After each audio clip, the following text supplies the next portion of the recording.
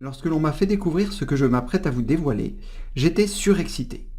Bien sûr, je n'espère pas déclencher la même réaction chez vous, car c'est moins important pour vous que ça ne l'est pour moi au quotidien, mais je pense que vous allez trouver cela vraiment utile. Alors, qu'est-ce que c'est? Eh bien, il s'agit d'un site internet qui va vous permettre de sélectionner un ensemble de logiciels gratuits, par l'intermédiaire de cases à cocher, pour récupérer un programme sur votre ordinateur qui va installer tous ces logiciels dans leur dernière version et en français. Rien de moins. Peut-être est-ce un peu confus pour vous, mais vous allez comprendre de quoi il s'agit et vous allez réaliser la puissance de ce site internet.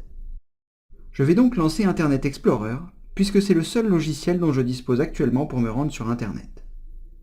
Lorsque vous êtes sur celui-ci, ou sur votre navigateur, rendez-vous sur Google si ce n'est pas votre page d'accueil par défaut. Pour ce faire, rendez-vous dans la barre d'adresse et saisissez www.google.fr, puis appuyez sur la touche Entrée de votre clavier. Nous allons saisir dans le champ de recherche Ninit, N-I-N-I-T-E, et appuyer sur la touche Entrée ou cliquez sur la loupe. Assurez-vous bien que le premier résultat est le bon en regardant l'adresse qui se trouve ici. Nous allons bien être redirigés vers ninit.com, donc cliquez sur le lien. Et voici le Graal de tout informaticien.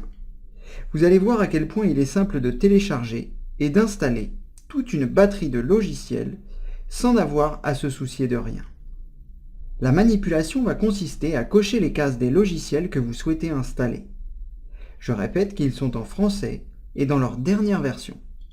Vous pourrez donc à l'avenir vous servir de ce site pour mettre à jour les logiciels présents sur votre ordinateur quand ceux-ci vous le demandent. Cela évitera le risque d'installer une fausse mise à jour si vous avez un doute. Intéressant, non? Je vais maintenant vous montrer les logiciels que je sélectionne et pourquoi. Si vous avez besoin d'autres logiciels présents sur cette page, il vous suffit de cocher les cases correspondantes pour les ajouter à la liste des programmes à télécharger et à installer. Je vais cocher Chrome, car je le préfère à Internet Explorer 11 installé par défaut sur Windows 8. J'ai déjà fait une vidéo gratuite sur le sujet, je la mettrai en accès sous cette vidéo. Ensuite, je vais prendre Skype, qui permet de communiquer avec vos proches de façon gratuite par des messages textes, vocaux ou vidéo. VLC, qui va me permettre de lire quasiment tous les formats audio et vidéo les plus courants. Si vous n'avez pas Windows 8 et que vous regardez cette formation, vous pouvez cocher la case .net qui permettra d'utiliser un logiciel que je vais choisir ici plus tard. Dans la colonne Documents, je vais cocher Acrobat Reader et je vais pouvoir choisir entre LibreOffice et OpenOffice, qui sont quasiment les mêmes logiciels pour faire du traitement de texte, des tableaux et des présentations, mais développés par des personnes différentes. J'ai une petite préférence esthétique pour LibreOffice, mais je trouve qu'il est assez long à se lancer. Je vais donc choisir OpenOffice. Je vais ensuite prendre Malwaresbyte, qui est un bon anti-malware que j'installe sur l'ordinateur de mes clients dans sa version gratuite. Pour ma part, j'utilise la batterie de logiciels gratuits dont nous parlons dans notre guide pratique nommé un PC Rapidessin. Je continue avec CD Burner XP, qui est un logiciel de gravure très simple d'utilisation. J'ai d'ailleurs fait une vidéo gratuite à son sujet. Je vous mettrai tous les liens utiles contenus dans cette vidéo juste en dessous. Enfin, le dernier logiciel que je coche, c'est WinRAR, qui va permettre de décompresser et de compresser des fichiers. Windows est déjà équipé d'un tel outil, mais j'ai mes anciennes habitudes, alors je l'installe.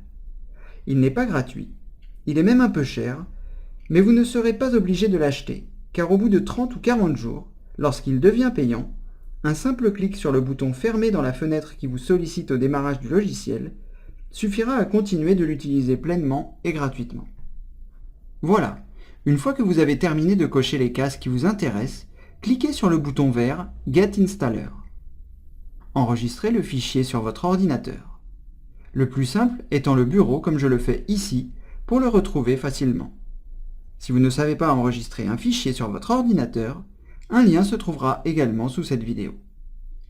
Une fois que le fichier est téléchargé, vous pouvez quitter votre navigateur en cliquant sur la croix en haut à droite. Maintenant, écoutez bien ce qui va suivre. Soyez attentifs. Il ne vous reste plus qu'à exécuter le programme que vous venez de récupérer en cliquant 2 fois sur celui-ci. Et il va maintenant télécharger et installer tous les logiciels que vous venez de cocher dans leur dernière version et en français. Fantastique, non?